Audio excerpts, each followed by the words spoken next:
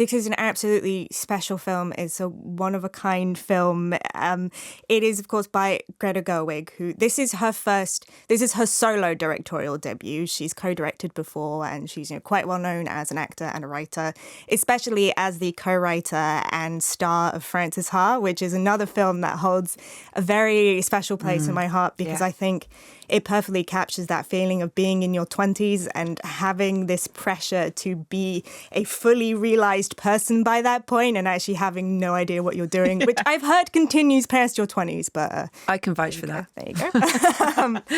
And I bring that up because I do think there is somewhat of a parallel between Frances Ha and Ladybird, because both of those films take these very specific experiences, but they carve them right down to the most raw emotions involved. And so no matter if you can directly relate to what Ladybird is going through, I think you can still project your own experiences on it. And, I think my personal teenagerhood was very, very different from hers, but there were still moments that I was like, this is me, this happened to me, this was my moment. And I think in that case, Saoirse Ronan is the perfect choice for this role. She's absolutely perfect because she has this open quality to her. You can just read the emotions right off her face, but those emotions also have very deep roots.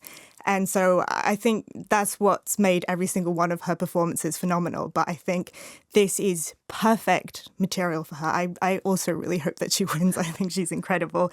And really, Ladybird is a restless soul. She represents that restless soul that we have inside of us at that point in our lives. And, she wants to escape. She wants to escape Sacramento. She wants to escape her own life, her own circumstances, her own world. She wants to go to the East Coast College where the culture is. I keep saying that because I love that line. But, what she doesn't realize through all that frustration is that she's not quite taking in the fact that her parents are really struggling financially. They can't afford to support her to go to this East Coast College. And it's starting to impact that already frayed relationship between her and her mother. That feeling of wanting to disown everything, to just, reject everything. And I think Laurie Metcalf is phenomenal in really capturing that sense of motherly exasperation. Yeah. It's loving, but it's also extremely exasperated. And I think that's an emotion that we can also... And that notion of not being understood. Of your mother, of just, you just don't understand me. That whole, and it's just done and written and played so well. But the idea that it's so loving as well. It's like, I love you, but you don't understand me. And it's that scene when they're in the thrift store and she says, like, I know that you love me, but do you like me? Yeah. That moment just absolutely, that for me was the moment of the film. I just burst into tears because I think everyone will have a relationship like that in their life. And it's just phenomenal. And I think this film is filled with those kinds of emotional milestones and just things that different people will recognize as their own. There's that element of self-obsession, of a little bit of selfishness that I think as teenagers we're all a little bit guilty of once in a while. I know that I was. Yeah.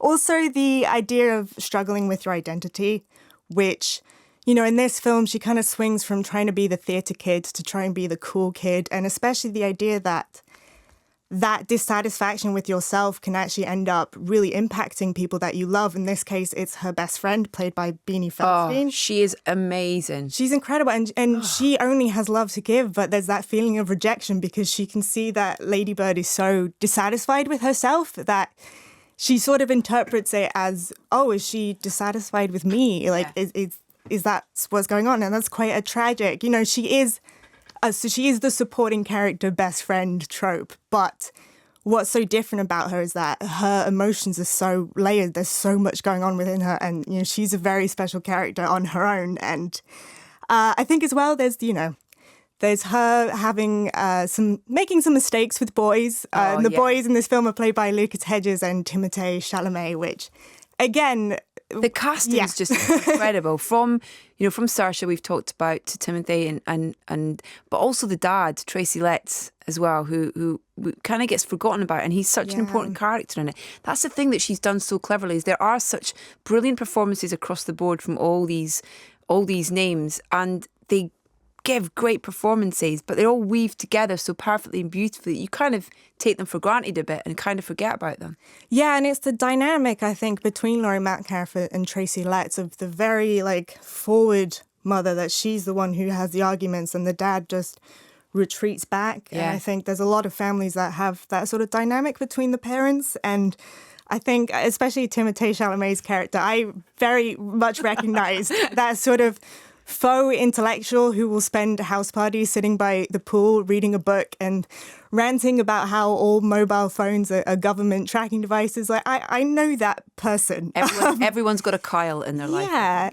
Yeah, and it's hard because I could just spend all day just listing off all my favorite moments from this film, and I realize that it sounds like that, but I think that's what makes Ladybird so astounding, is that it just feels like a collection of memories, like you're flipping through a photo album, and some of them are happy, some of them are sad, some of them are awkward, some of them are a combination of all of those elements. And I think there's not this huge sense of internal tension, there's no great conflict. And I think that's kind of the point, because there is this scene at the beginning where Ladybird says, I want to live through something.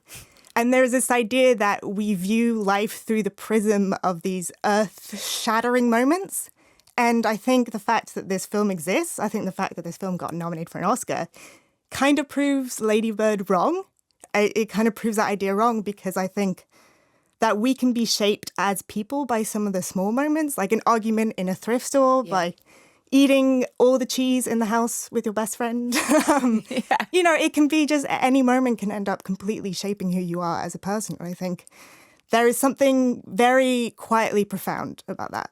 I think, and it's much more than a teen movie and a coming-of-age movie as well. There's so much more depth to it. I think it's going to really stand up there as well with those really iconic films of years gone by, be it like The Breakfast Club or Pretty in Pink and things like that. It's got such, I don't know, it's got substance to it and just such depth and importance, I think. Yeah, and a warmth as well. I think it's so warm.